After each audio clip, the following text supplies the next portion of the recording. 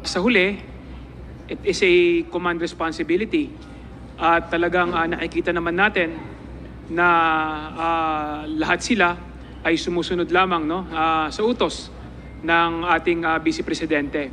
So sa huli, kung may makitang mga paglabag sa batas, kung may makitang kailangang may managot, kailangan akuhin ng ating Vice Presidente ang pananagutan dito sa pagkukulang.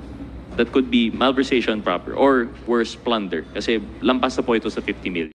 Maaari raw papanagutin si Vice President Sara Duterte sa mga reklamong plunder o technical malversation kaugnay ng paggamit sa kanyang confidential funds.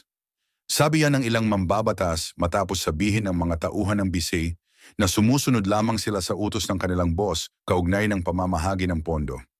Nahilo kaya isinugod sa ospital kagabi si Gina Acosta, ang Special Disbursement Officer ng Office of the Vice President.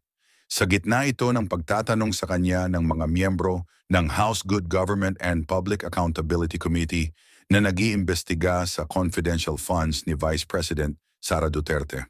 Nanginginig po, ma'am. Bakit po kayo nanginginig? Kasi po, wala po talaga akong alam kung sino po yun, si Kukoy Villamin, si Grace Piatos po. Kasi po si Sir Lachica po ang nasa ground po. Siya po ang nagpipipirma. Nag-base na lang po ako sa binalik niya sa akin na acknowledgement receipt po, ma'am. Pero ma'am, yun po yung trabaho nyo as a Special Disbursing Officer. Yes, ma'am. Pero may utos po ang aking boss, ma'am, na i-release ko po kay Sir Lachica, ma'am. Si Vice President Duterte daw ang nagutos sa kanya na ibigay ang 125 milyong piso sa isang Colonel Lachica na hepe raw ng VPSPG o Vice Presidential Security and Protection Group.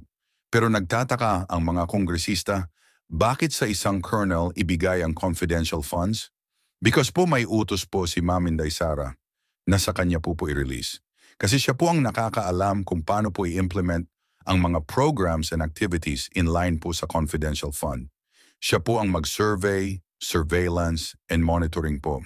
Sa kanya po yun, wala po akong alam. Sa DepEd naman, ang disbursement officer noon na si Edward Fajarda, inaming ibinibigay niya ang confidential funds sa isa namang Colonel Dennis Nolasco. Pero sabi ng mga kongresista, hindi tama na hindi ang disbursing officer ang nagbibigay ng confidential funds sa dapat paglaanan nito. Sa huli, it is a command responsibility at talagang nakikita naman natin na lahat sila ay sumusunod lamang sa utos ng ating Vice Presidente. So sa huli, kung may makitang mga paglabag sa batas, kung may makitang kailangang may managot, kailangan akuhin ng ating Vice Presidente ang pananagutan. Dito sa pagkukulang, that could be malversation proper or worse, plunder. Kasi lampas na po ito sa 50 milyong piso. Pag yung budget ay ginamit niyo po sa iba, no matter how lawful it is, that is technical malversation. Ang asawa ni Fajarda na si Attorney Sunshine Fajarda, dating DepEd Assistant Secretary, hindi sinagot ang mga paratang na namudmud siya ng envelope na may lamang pera sa ilang opisyalis ng DepEd noon. Gaya ng aligasyon ni dating DepEd Undersecretary Gloria Mercado na nakatatanggap doon noon kada buwan ng envelope na may 50,000 piso. Totoo ba na inabutan mo sila ng sobre? There were actually some crimes that were mentioned. And as such, if I'm going to answer those allegations, Mr. Chair, respectfully, I would want to answer them in a proper forum wherein I will be able to present my defenses based on the completeness of the said allegations. Mr. Chair, isa pang pag-amin ni Mr. Fajarda, nagpapadala siya noon ng pera sa mga bank account na ilang superintendent sa DepEd sa utos din ni Vice President Duterte. Inungkat din si Mary Grace Piatos ang nakapirma sa ilang acknowledgement receipts para sa confidential funds pero pinagdududahan ng mga kongresista kung totoong tao. Meron naman pong Piatos na apelyedo. Do you know Mary Grace Piatos?